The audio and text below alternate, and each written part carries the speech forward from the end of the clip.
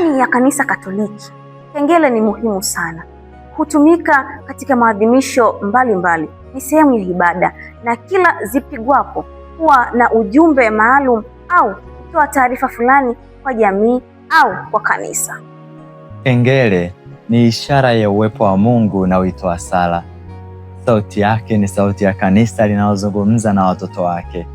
Kila jambo lina mwanzo wake na kila kitu kina historia yake. Hii hapa ni historia juu ya kengele, na Oscar yuko tayari kujiunga nasi juu ya kutupitisha angalau kwa ufupi juu ya historia ya kengele. Fahamu mambo haya yalianzia wapi na kwa nini hadi leo ndani ya Kanisa Katoliki kuna utaratibu wa kupigwa kengele kwenye maadhimisho ya ibada ya misa takatifu ama sehemu nyingine muhimu. Mnamo karne ya 5 wamonaki hasa wa Mtakatifu Patrick wa Ireland walianza kutumia kengele kuwaita watu, na karne ya 7 Papa Sabiani alihimiza matumizi rasmi ya kengele Roma. Baada ya hapo makanisa yote yakaanza kujenga minara yenye kengele. Na huu ni mfano wa kengele ndogo.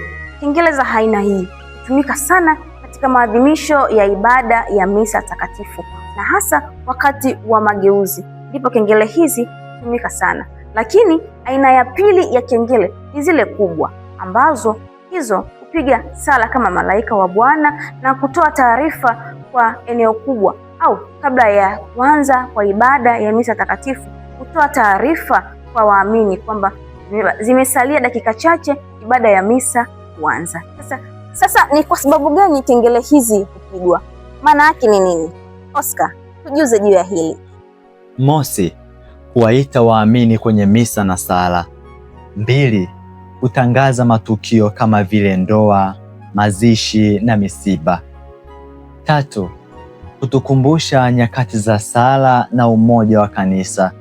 Na 4, ukumbusho wa sauti ya mwisho ya hukumu. Ni wito wa kanisa kwa dunia nzima kuwa njooni, Mungu yupo hapa. Mama Kanisa hufanya sherehe ya kupashwa habari ya kuzaliwa Bwana, na ndipo katika sherehe hii kanisa linajipatia sala nzuri ya malaika wa Bwana. Haya ni majibizano kati ya Bikira Maria na malaika, na katika sala hii huambatanishwa na kengele maalum ambayo hupigwa kwa mtindo maalum. Naamini ulishawahi kusikia juu ya sala ya malaika wa Bwana, lakini pia juu ya kengele ya malaika wa Bwana katika parokia zetu, katika nyakati zinazopigwa kengele hizo. Karibu katika kujifunza nini maana ya kengele ya malaika wa Bwana, kupigwa vipi, lakini inapopigwa mimi kama Mkristo Mkatoliki nifanye nini? Sala hii ilianza kuenea karne ya 13 hasa kupitia kwa watawa wa Mtakatifu Francisco.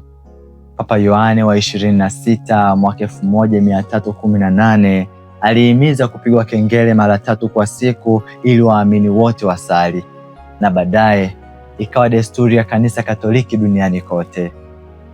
Kila kengele hupigwa mara 3 ikiacha muda mfupi wa sala.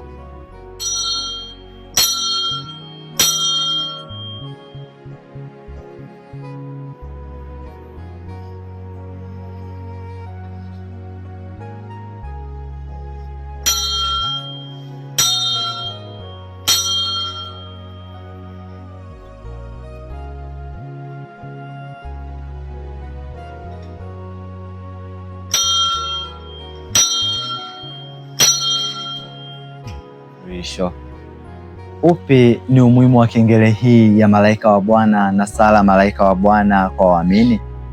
Mosi, ni kutukumbusha fumbo la wokovu na wito wa sala ya kila siku. Pia utakatifuza muda na kazi. Asubuhi, mchana na jioni zinatukumbusha kuwa zote ni za Mungu. 3, kwa ajili ya kukuza heshima kwa Mama Bikira Maria. 4, sauti ya kengele inavunja ukimya wa dunia na kutukumbusha neno alifanyika mwili akakaa kwetu.